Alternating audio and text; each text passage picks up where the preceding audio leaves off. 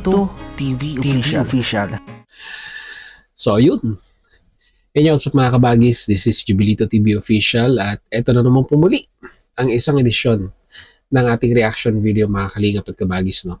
Pero bago po ang lahat, syempre po, mega love shoutout po kay Kuya Val Santos Matubang, kay Ate Edna Vlogs, kay Kalingap Rab, kay Roel of Malalag, Kalingap Netizens, Kalingap Subscribers, Kalingap Supporters. Ayan po. Lalong-lalo ng ating mga Kalingap Partners. Mega love shoutout po sa inyong lahat. So ito na nga mga kalingap at kabagis, no? For today's reaction video, gawa po natin ng reaction at muli po pagbibigay ng opinion dito po sa naging recent live streaming ni Kuya Val Santos Matubang na kung saan ay yung update regarding nga po dito sa isyong kinapapalooban ni Dr. Lab, no? Na kung saan ay alam nyo na po ang istorya na nangyari dito, doon po sa ginawang survey ni Sir July Paunil, nagkomento at may mga reactors na nag-reaction at may mga kalingap netizens na medyo hindi nagustuhan yung mga sinabi ni Dr. Lab regarding po sa community ng mga lab team ay sinabi nga po ni Kuya Val Santos Matubang sa kanyang live ay aaksyonan niya at kakausapin ito pong si Dr. Lab. At ito na nga, sabay-sabay nating panoorin. Actually, hindi ko pa rin po napanood ng buo yung pong naging pag-uusap ni Kuya Val Santos Matubang at ni Dr. Lab. Kaya dito, mga kalingap at kabagis, mapapakinggan natin, no, kay Kuya Val Santos Matubang kung ano yung naging pag-uusap nila. At ano ang naging paliwanag ni Dr. Lab regarding po sa mga issue na ito. So without further ado, simulan na po natin mga kalingap at kabagis. No? Narito po yun. Carita Virana. Good evening po mga kaibigan. Nakausap ko si Dr. Lab at wala siya dito sa diet. Mayroon silang patay. Yung kapatid niya po. Oo nga po, no, yung kapatid ni Dr. Lab ay sa kasamaang palad po ay pumanaw na. Kaya I would like to extend also my deep condolences sa pamilya po ng mga naiwan, no, doon po sa kapatid ni Dr. Lab. So pagpatuloy po natin. So tinawagan po natin at inalam natin po yung saloobin po niya. So humingi siya ng paumanhin at ang sabi rin po sa atin, hindi naman talaga yung mga solid kalingap community. Yung mga talagang totoo talaga na kalingap po. Kaya yung one kalingap, one family. Totoo po yan. Ang tinitiran niya po yung mga hungkag. Yung mga hungkag daw po. Yung mga walang kaluluwa. Na nagpapanggap po sila na kalingap supporters.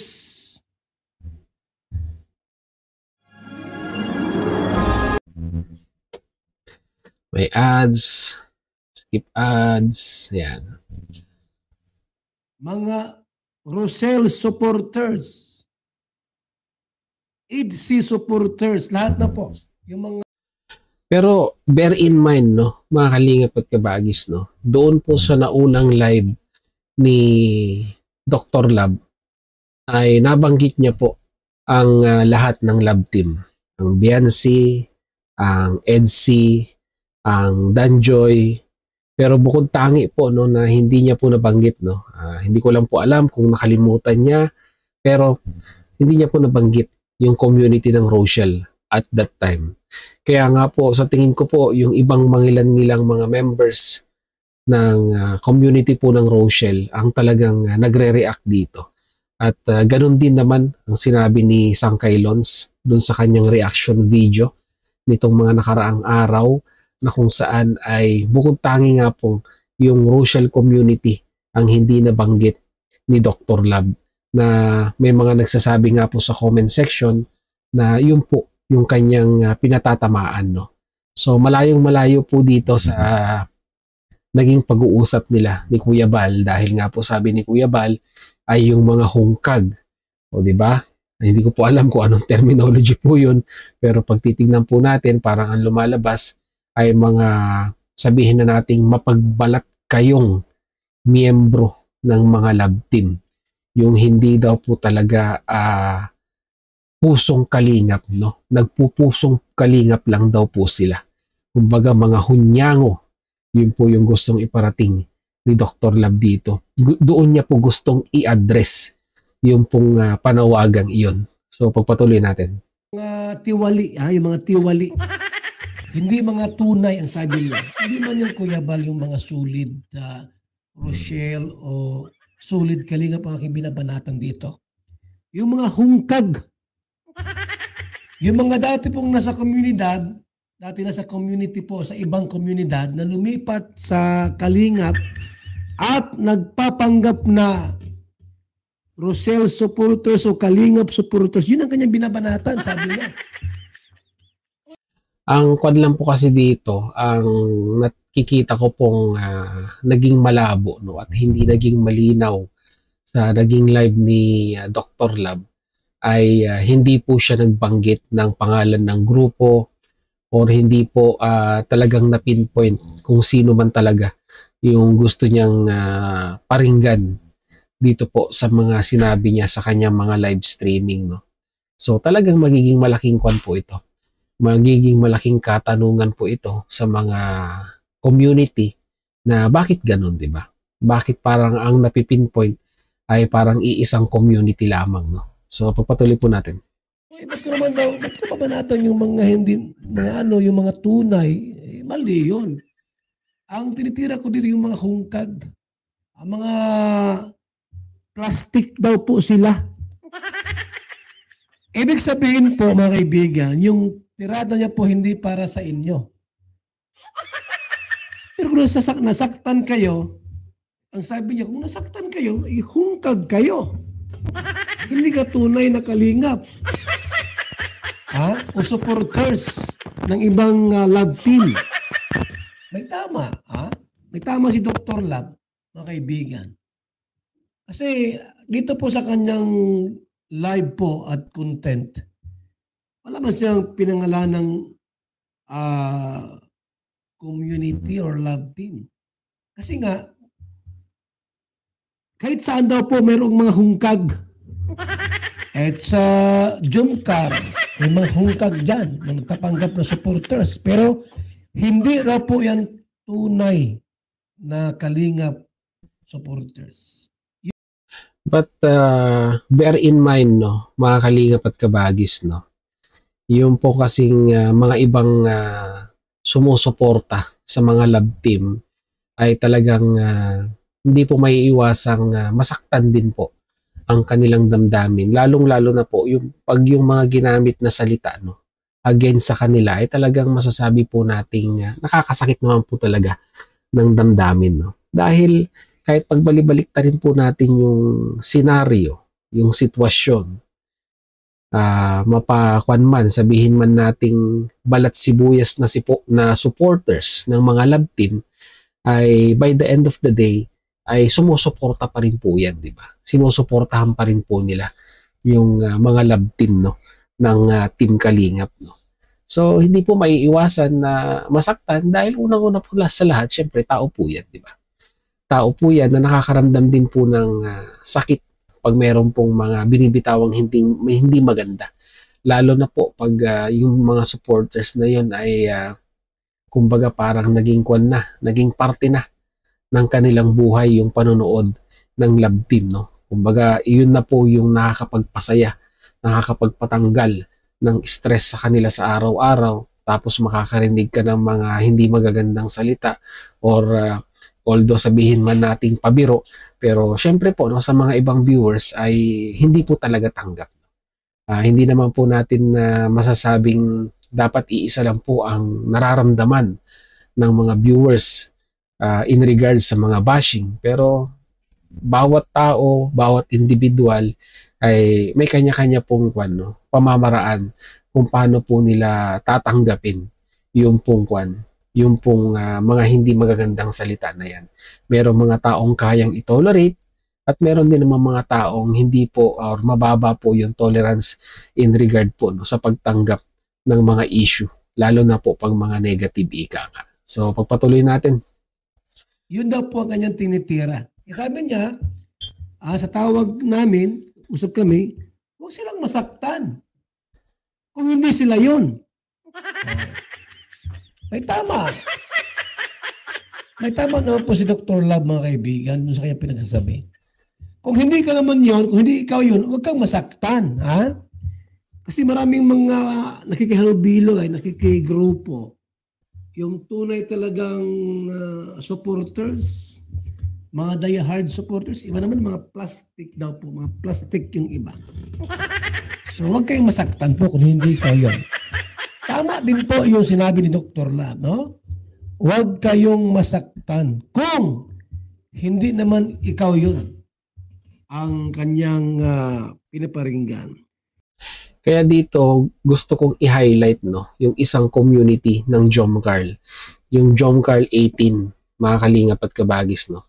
Nakita po siguro ninyo yung unity or yung suportang kanilang ibinibigay sa Jomcarl. Lalong-lalo na nung ang Jomcarl ay pumunta po ng Thailand, bago po sila bumiyahe sa Thailand ay nagkaroon po ng meet and greet sa Manila na inorganize po ng Jomcarl 18. Nakita naman po natin no, sa mga vlog, sa mga video upload nila Kuya Balat, nila Kalingap Rab at ng mga ibang Kalingap partners natin na talagang ang Jomcarl 18 ay may unity, may pagkakaisa. At doon po natin makikita na talagang, di ba, yung pagsuporta po nila, although sabihin man natin may nambabash kay Carla, kay Jomar, ay they take it professionally, di ba? At doon po nakakatuwa pag ganun po sana yung mga community na kung saan ay konting lamang po, konting pambabashing or sabihin man natin konting hindi magandang salita ang maririnig against doon po sa mga sinusuportahan nilang mga love team ay naghuhurimentado na or sabihin man natin makakarinig ka na rin ng mga hindi magagandang salita sa kanila. So siguro para sa akin parang ganun po yung gustong bigyan ng emphasize ni Dr. Lab no? Na sabi nga nila bato-bato sa langit pag tinamaan sa pool. Magpatuloy po natin. Ay, magandang gabi rin po kay Laila Guerrero TV, Rose OFW Vlog 74 and Idilisa Okop.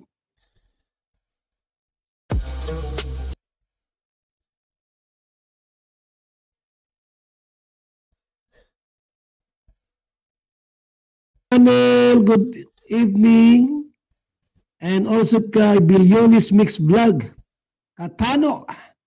Kay Katano, good evening. And Isla Bonita TV. Shout out po sa ating lahat, Lawrence OFW Vlogs,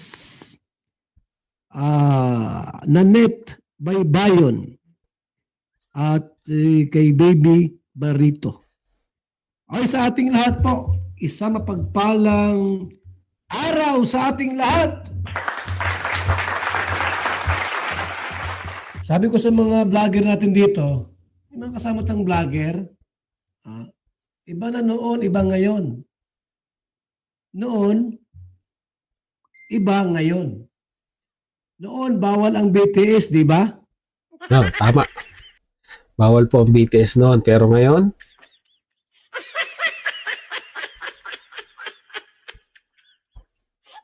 Kuya Bal? Sa akin po, pwede ang BTS. Kalingap Rob, iba yun. Wag mag-BTS doon. At yan ay iguaning series. Yung kanyang vlogs po. Part 1, Part 2, 3, 4, 5. Wag yung sirain yung kanyang vlogging, pagbablog kasi mayroon niyang series. Baga sa topic. Wala nang BTS kay Kalingap Rab. Kung na lang po ngayon, bulong, di ba? May mga bulong-bulong na ngayon, di ba? Yun po yung mga inaabangan naman ng mga viewers ng mga love team, yung bulong. Dahil talaga nga naman pong hindi po maganda ang BTS. Nakakasira po ng nakakasira po ng views dun po sa original uploader, no? So, pagpatuloy natin. Po, modular, mayroong topic nung sinusunod. Part 1, Part 2, Part 3. So, bawal ang BTS dyan kasi bubulabog yung ano niya. Bubulabog yung kanyang ano po, ha? Mahirap na. May Part 1, Part 2, Part 3, hanggang ilan po yan. Sa akin, walang problem. Hanggat maaari may BTS kayo. Totoo po yan, mga kalingap at kabagis. Ako po, na-experience ko yan. Kumbaga, nung nagpunta kami sa pabahay ni Kuya Bal kay JP, pagbaba pala ng sasakyan, sabi ni Kuya Bal, sige, i-video nyo. Walang problema yan. So, ibig sabihin, habang binablog ni Kuya, nakatutok din kami. Ganun po kaluwag si Kuya Bal in regards sa BTS, no? Na talagang hindi po kanyan sa tingin ko. Hindi kayang gawin ng ibang mga vlogger ika nga na hinahayaan yung mga kasama during vlog at that time na mag-BTS. Ibahin niyo po si Kuya Bal. Pati mga reactor po, dapat may BTS kayo. Para saan po yon mga kaibigan? Kuya Bal, paano naman kami mag-BTS? Lalo ngayon wala kami sa diet, di ba? Paanong BTS po yun? Sana paki-explain naman, Kuya Bal. Sapagkat nice natin pong matulungan ang ating landing pads. Yan ang purpose niya. Diyos ang habol natin dito, mga kaibigan. Opo, views po Views po ang habol, sabi ni Kuya. Pag walang views sa isang channel, walang revenue. Itong vlogger na ito, walang views. Abay, tumigil ka na sa pag-vlog. Ayun lang. Pagod ka lang. Yung reactor mo, puro yaw-yaw. May ganyang reactor. Dating kalingap ini ay para live po, live. Ang nanonood sa kanya po, 3 lang. Asawa niya, anak niya. Sino kaya yun? Pamangkin niya, ha? Walang pagod. Araw-araw po yan. Umabot ng 6 na buwan po. Yung kanyang viewer sa kanyang live po. 3. Sino yun? Sino kaya yun? Sa awa ng Diyos, tumigil din siya. Nagtigil din po. Bakit ka nagpaparalive? Wala ka mang kita. Nagbablog ka, wala ka namang kita. Para saan? Sabihin mo, ito'y libang-libang lang. Libang. Wawa naman yung channel natin pa ngayon. Ayun nga po mga kaibigan, no? May pahintulot tayo rito para kumita at makabigay sa landing pad. Yan ang purpose dyan. May masabi sa'yo, views lang hanap mo kaya ka kumukontent. Huwag ka magsagot ng di. Diba? Natatawa ako, parang nakaka-relate ako, Kuya Bala, sa sinasabi mo. Ito ang sagot mo. Siyempre, para ako may maibigay sa landing pad ni Kuya Bal. Parang kilala ko na, Kuya Bala, sinong pinaparinggan mo dito. Wala akong views, paano si Kuya Bal sa landing pad? Kawawa naman siya. Yan ang sagot ninyo. Pag may magtanong, views lang habol ninyo. Ang sagot mo, siyempre, may landing pads kaming sinusuportahan ni Kuya Bal Santos Matubang ay. Dapat mas malaki ang aking maibigay sa landing pad. Dapat 5,000, 10,000. Masabi ka, hindi views ang hanap ko. Vlog ka pa. Ha? Yan po ang tamang sagot. Pag may nagtanong, views lang hanap mo. Totoo! Kasi may landing pads kami. Pag wala na kaming plate sa landing pads, magsasara ang lahat ng landing pads. Yan po ang tunay. Ako po, nag-live ako araw-araw umaga, tanghali, gabi. Sapagkat views ang habol ko. Yan ang totoo po. Mga palipad ninyo, yan ang habol ko rito. Kasi pag wala yan, paano ang landing pads? Yung babahay ko po, patong-patong, 5 ngayon. Kasi walang palipad, walang kita, walang views. Paano na? Di titigil na ako rito. Dito po, hindi ako nagpapakyut dito ha. Sabi niyo, yun, nagpapakyut si Kuya. Dahil po, ang habol ko rito, ba't mayroong live, may live premiere, mayroong video sapagkat gusto ko po lumaki ang revenue ko. Totoo yan. Pag walang revenue, lahat ng landing pads, magsasara po lahat yan. Yan ang totoo po ang dahilan.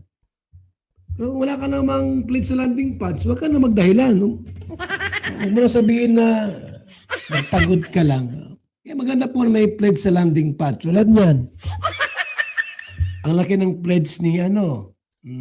Saan galing yung pledge mo po? Mula sa revenue. Yan ang tamang sagot. All good evening po sa ating lahat. Kay Lensky. So yun ang mga Kalingap at Kabagis, no?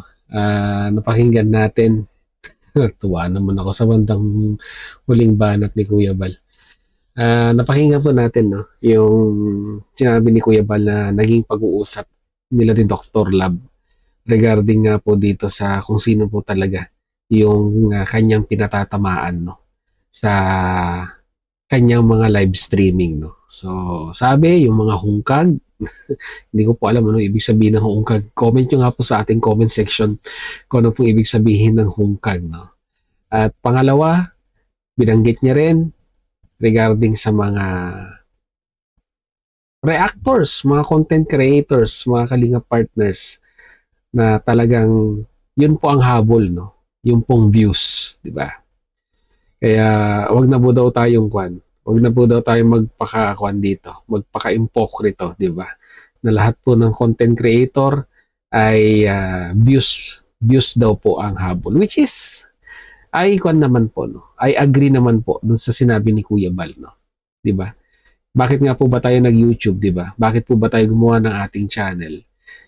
Talagang po 'yan. Nasa na 'yan, no? Nasa mandato na ng isang content creator na lumaki ang subscriber and at the same time ay lumaki din po ang views. Pero hanggang sa akin lang, no? Mga Kalingap at Kabagis, no? Ito baba. hindi talaga magpapatalo no.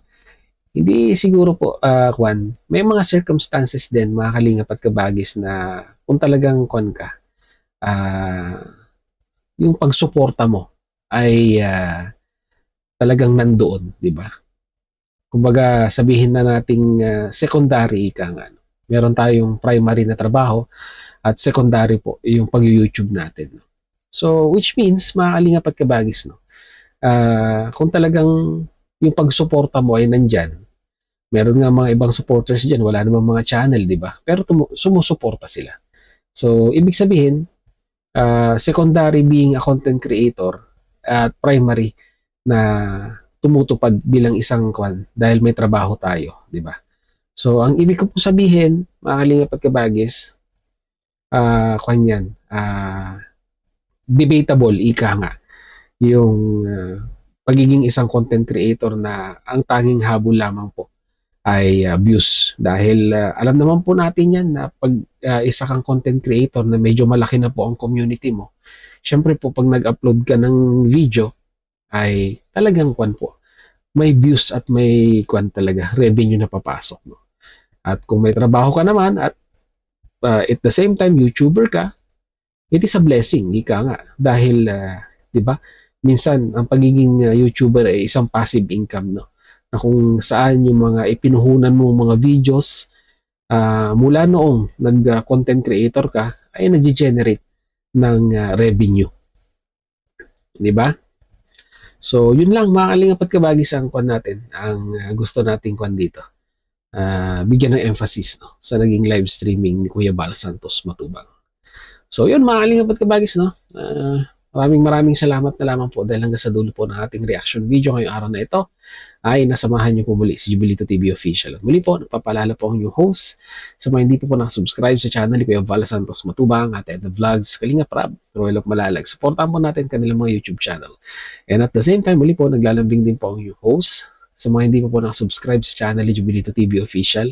Ay pakihit naman po ang subscribe button at ang notification bell para maging updated pa po kayo sa ating mga darating na reaction videos mga kalingap at kabagis, no? At kagaya po ng dati na lagi po nating ipinapanawagan po sa inyo na sana po pakisuportahan din po. Ayan po ang ating Facebook page mga kalingap at kabagis. So yun, nadagdagan na 187 na, no? Yan. Paki-follow and like din po mga kalingap at kabagis ang ating official FB page. Yan. Meron po tayong daily upload mga kalingap at kabagis. So yun mga kalingap at kabagis, hanggang dito na lang. Once again, this is Jubilito TV Official, proud member po ng Team COS at ng Karepa Year 2024. As I always say mga kalingap at kabagis, peace, God first. God bless po. Bye!